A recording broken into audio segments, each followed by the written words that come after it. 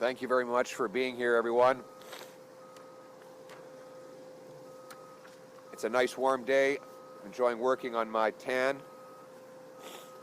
I thank you for coming and joining with me for this important development. Canada's Arctic is under threat.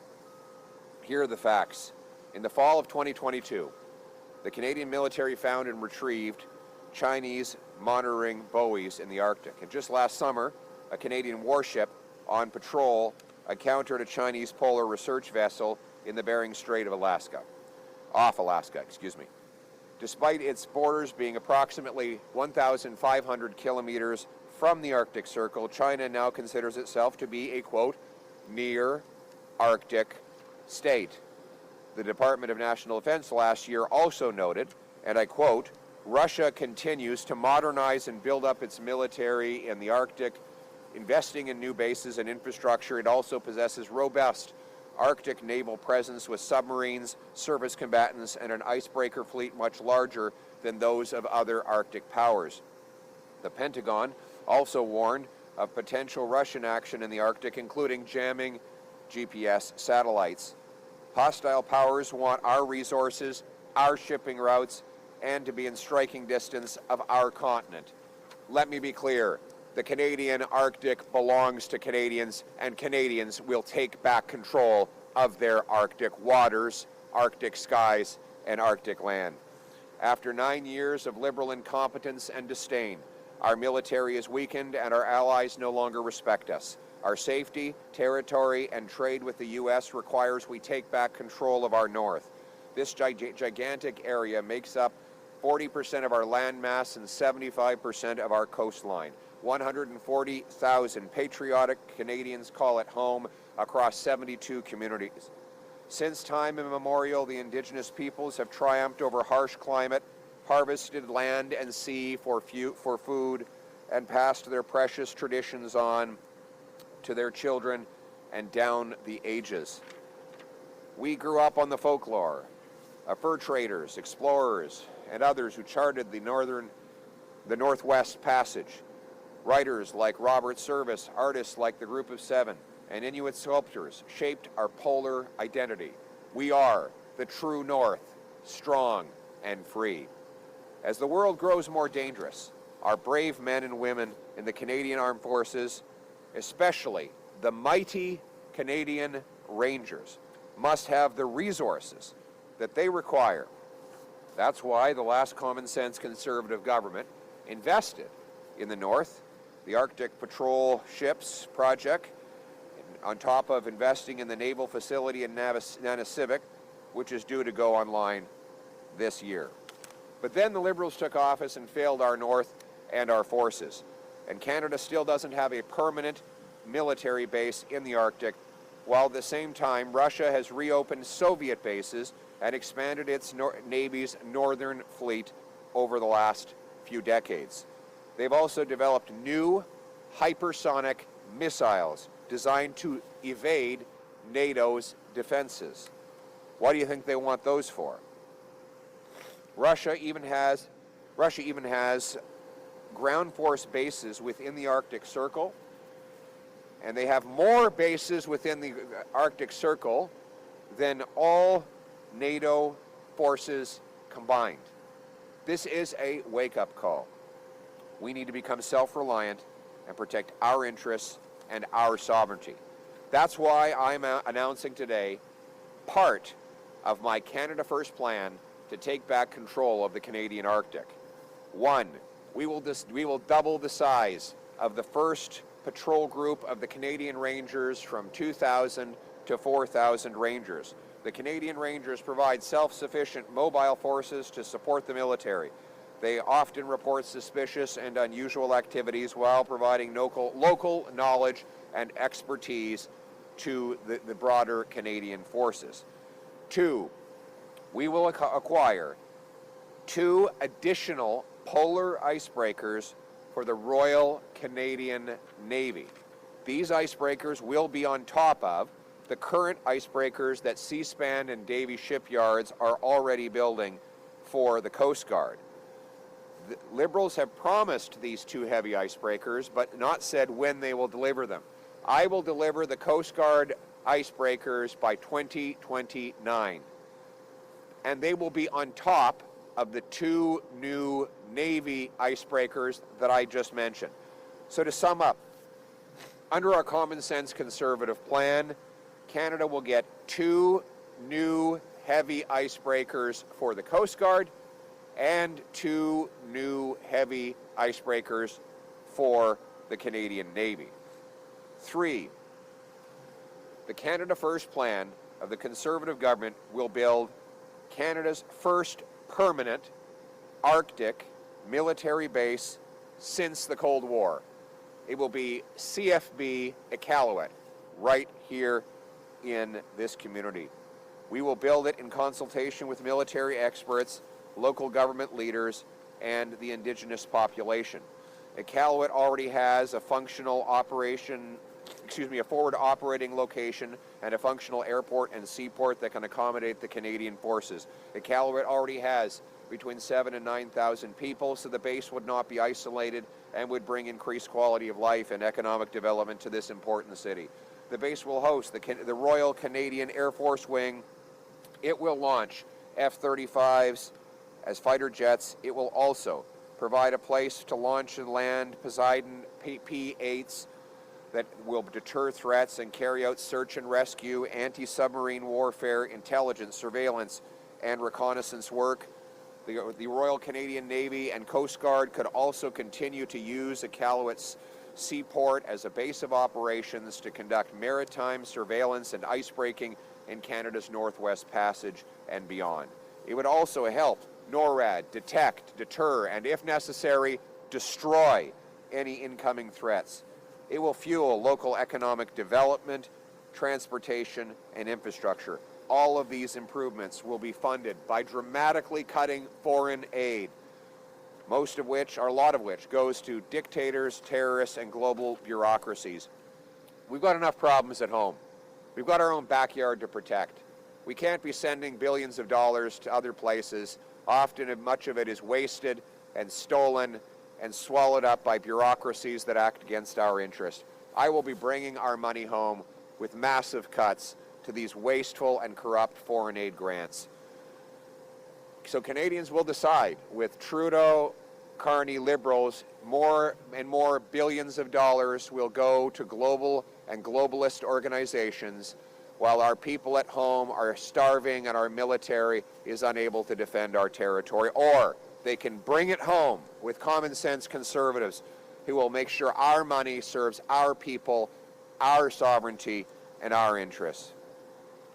And we will also go ahead with the already planned defense update, NORAD modernization plans that include, among other things, advanced air-to-air missiles, air-to-air refueling aircraft, upgrades at the forward operating locations in Inuvik, Yellowknife, Goose Bay, and of course the new base here in Iqaluit. Other upgrades include early warning aircraft, northern operational support hubs, new submarines to replace the failing Victoria-class fleet, tactical helicopters, and a new satellite ground station in the Arctic.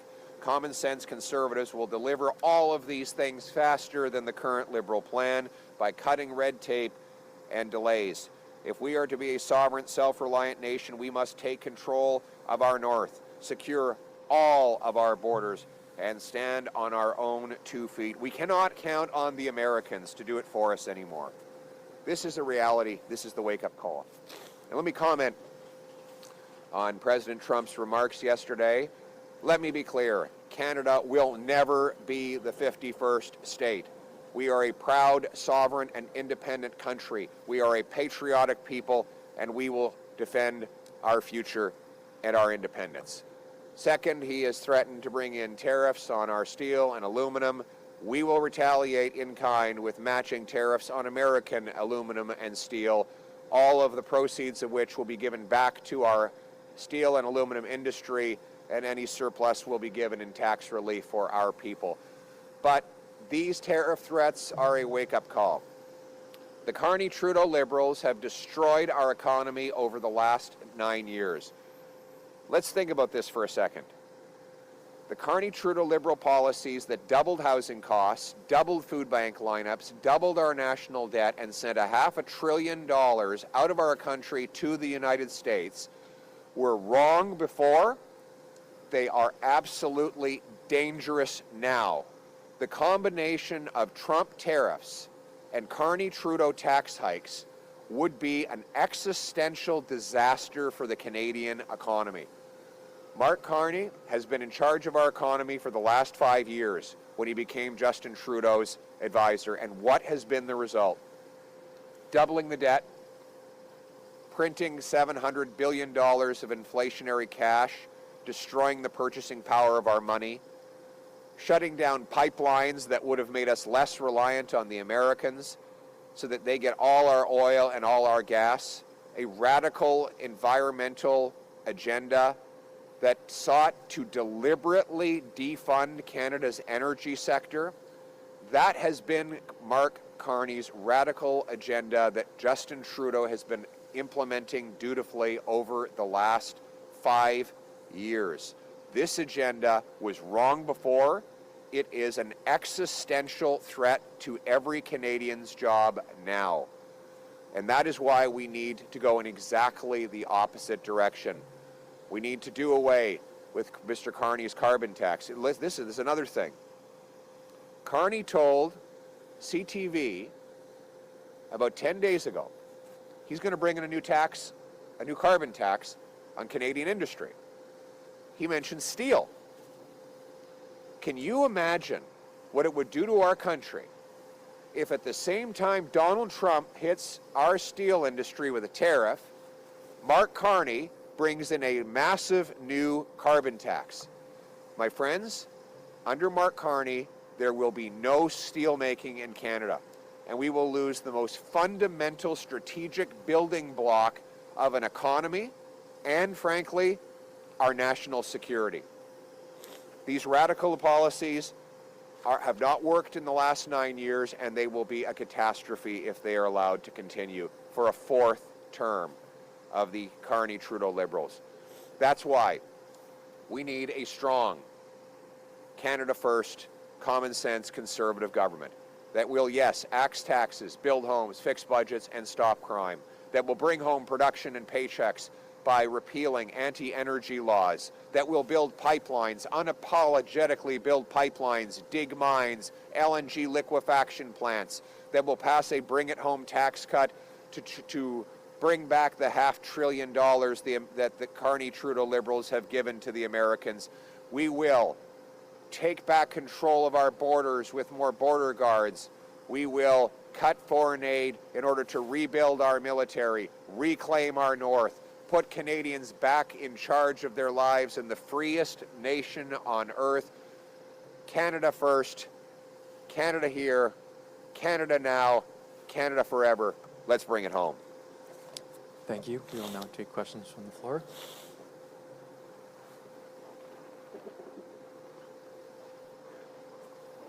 Thank you.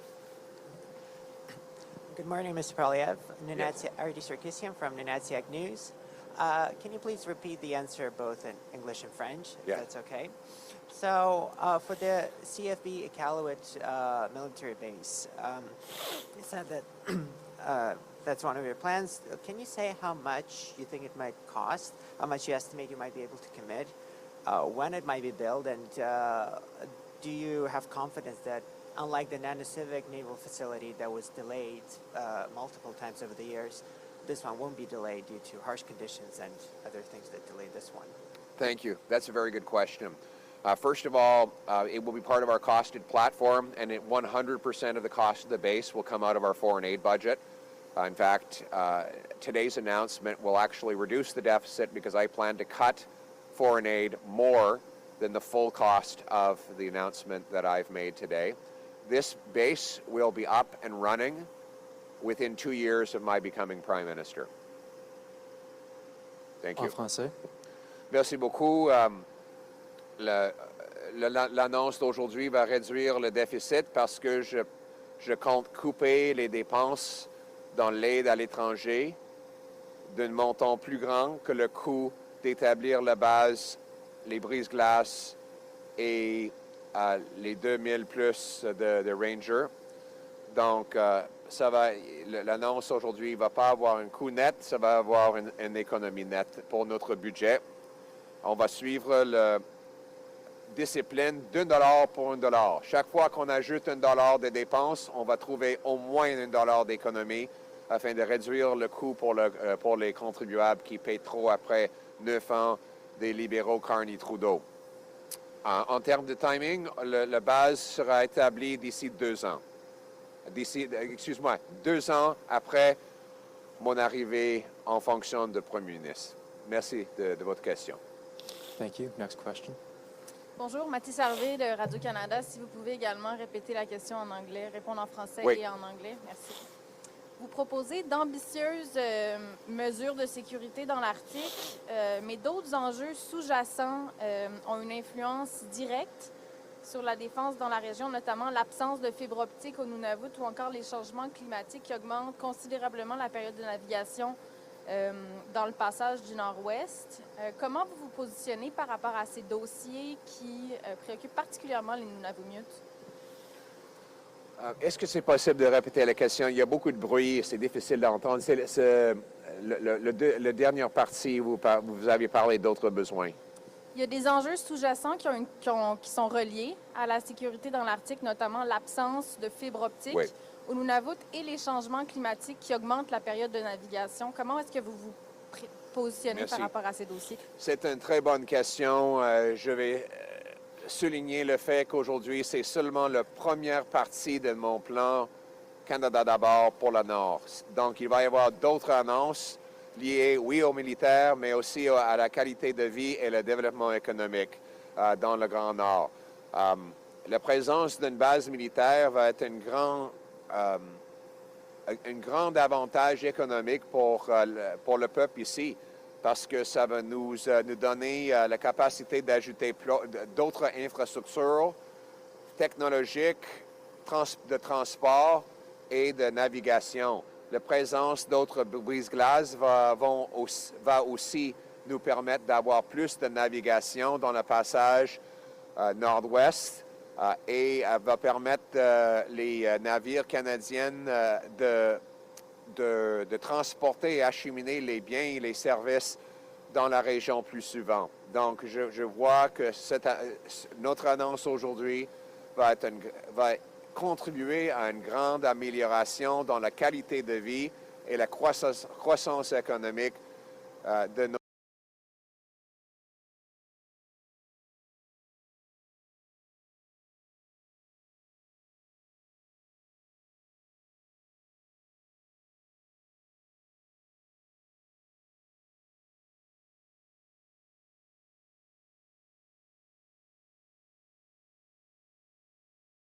of our great northern people.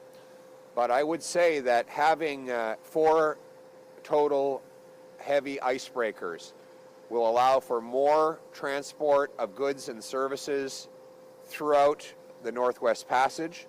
It will also necessarily add infrastructure improvements. Those could improve technological improvements like greater internet and cellular connectivity, more roads, and other things that will make life better for the civilian population.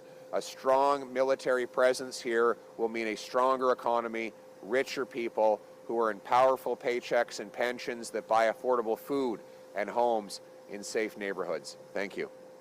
Thank you. Next question. Hi, Sam from CBC North here. What proportion of the jobs from all the announcements today will be held by the people of Nunavut?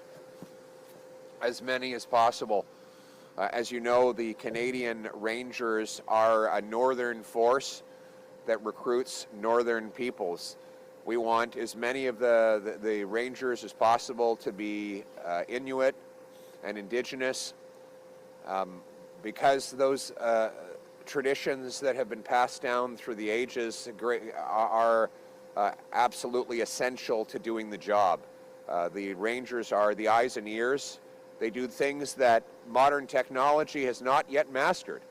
And so we want as much as possible for the Ranger positions to be filled by Inuit and by the indigenous peoples.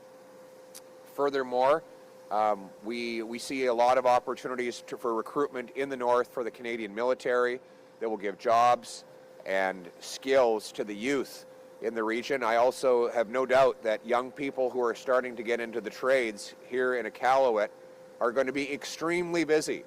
So my message to the youth of Iqaluit and of the north in general, study the trades, get into the trades, because there's going to be a lot of trades work necessary to build this base. Do you have anything to add to that, James?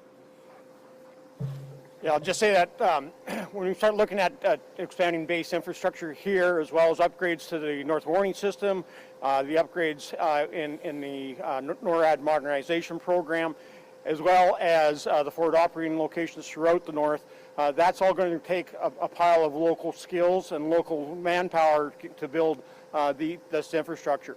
I'd also say that as we move forward, and if we need more and more energy, we're going to be looking at things like small nuclear reactors, and those modular reactors will not just power bases, but will power communities. And so where we can co-locate, like we're going to do here at CFB Iqaluit, there's going to be shared infrastructure for both the community as well as the base that is going to actually improve the quality of life for everyone. Thank you. This will be the final question. En français. Brice Ivanovic pour le journal Le Nunavois. En réponse au tarif douanier, le Premier ministre du Nunavut, Pidjaki Agok, nous a dit être soulagé par le sursis accordé par Donald Trump. Excusez-moi, monsieur, j'ai de misère à entendre. Il y a beaucoup de bruit qui provient d'ici. Si vous pouvez... Brice Ivanovic pour le Nunavois. Le Premier ministre Pidjaki Agok du Nunavut nous a répondu en réponse au tarif douanier qui se préparait à une éventuelle intervention en cas d'application des nouveaux tarifs douaniers. Les risques, il y a certaines inquiétudes pour des distributeurs alimentaires, notamment sur les prix de l'épicerie qu'on pourrait avoir à cause d'une certaine dévaluation du dollar. Quels seraient les leviers d'intervention que devrait mettre en place le gouvernement territorial, le gouvernement fédéral, et qu'est-ce que vous proposeriez, vous, pour accompagner les Nunavummiut pour contrer cette potentielle inflation alimentaire? Merci beaucoup. Très bonne question. Déjà, les gens de Nunavut ont souffert à cause de la taxe carbone de Mark Carney et Justin Trudeau. M. Carney a dit vouloir augmenter la taxe encore plus. Bien, il va le poser pendant quelques mois avant les élections pour pouvoir gagner des votes, mais son menace de rétablir une plus grande taxe carbone après les élections est très, très dangereux pour les gens du Grand Nord qui vont évidemment payer le prix. Il faut éliminer toutes les taxes carbone immédiatement afin de réduire le coût de transport pour la nourriture ici dans le Grand Nord.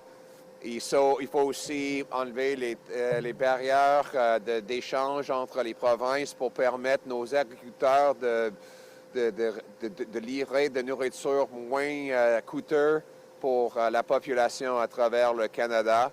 Chaque sou que le gouvernement récolte en tarifs douaniers devrait être versé à la population en réduction de taxes, d'impôts et en aide directe. Aucun sou devrait rester dans les mains des politiciens et bureaucrates.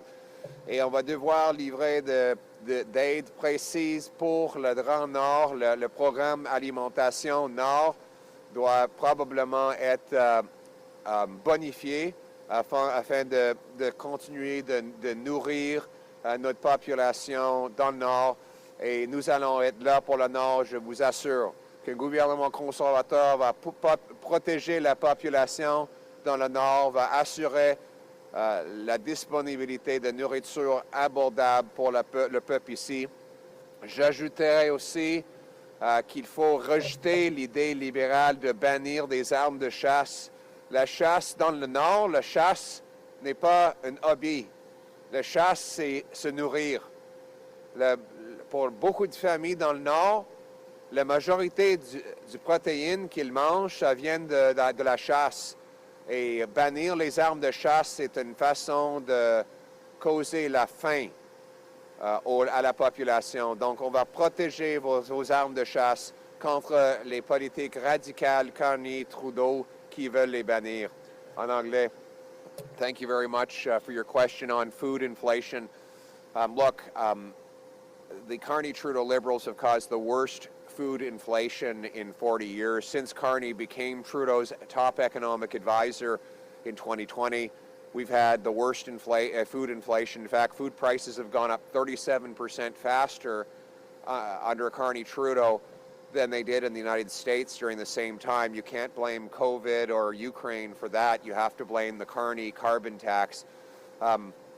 Carney now says he'll quickly pause the tax for the election before bringing back an even bigger tax after the election, which would cause starvation in many communities. I will axe all the carbon taxes. We will remove barriers to interprovincial trade so our farmers can more affordably deliver food to our northern peoples. We will, if necessary, boost funding for Nutrition North so we can get foodstuffs here. And I will assure you that every penny that I collect in counter tariffs will be used to reduce other taxes so that Canadians can afford to eat, heat, and house themselves. Finally, hunting rifles. The Carney-Trudeau Liberals have said they want to ban hunting rifles. That would be a lethal decision in northern communities. It's hard for people in the South to understand this, but hunting is not a hobby in the North. It is actually a survival. There are many families for whom the majority of protein calories actually come from hunting and fishing. You ban hunting rifles, as the Trudeau-Carney Liberals have tried to do, you starve families. So I will reject the radical Trudeau-Carney policy of banning hunting rifles. Under common sense Conservatives, people in the North, people everywhere in Canada can know with certainty you will keep your hunting rifles. We will lock down the borders against gun smugglers and gangsters. We will go after the real criminals, not the Indigenous hunters, the farmers, and the patriotic Canadians that we love so much. Thank you very much. Let's bring it home for Canada.